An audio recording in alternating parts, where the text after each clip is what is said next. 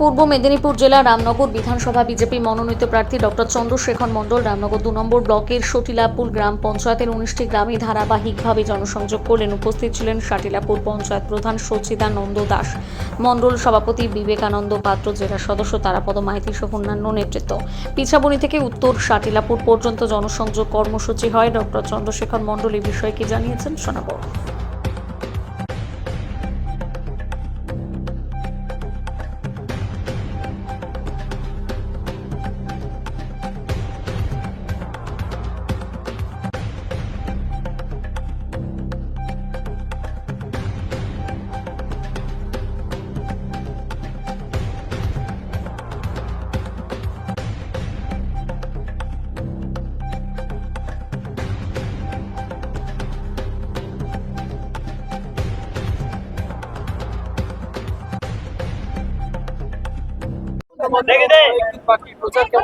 প্রচার আপনারাই দেখতে পাচ্ছেন, জনপ্লাবন, শত শত হাজার হাজার মানুষ পথের দুপাশে দাঁড়িয়ে ভারতীয় জনতা পার্টির এই জনসংযোগ কর্মসূচিকে অভ্যর্থনা করছে, স্বাগত করছে।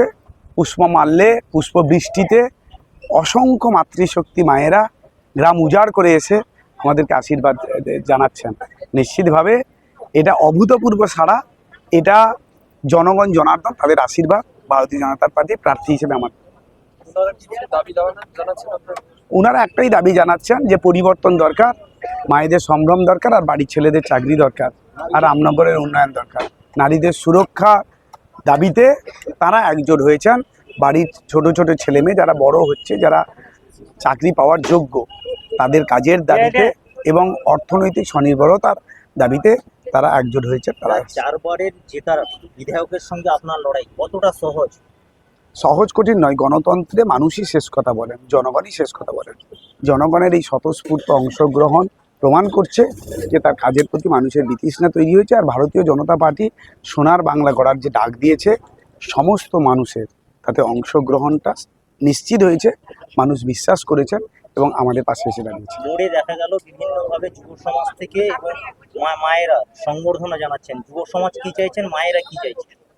সবাই চাইছেন পরিবর্তন। মায়েরা শঙ্খধ্বনি করছেন, উলুধ্বনি করছেন, আর আনন্দে উল্লাসে এই আমাদের জনসংযোগকে সমর্থন করছেন। আর ছাত্র যুবরা দিনে দিনে, আমি শিক্ষক হিসেবে বলছি, তারাই তো সব পরিবর্তন করেছে, তারাই পরিবর্তনের প্রধান নিশান।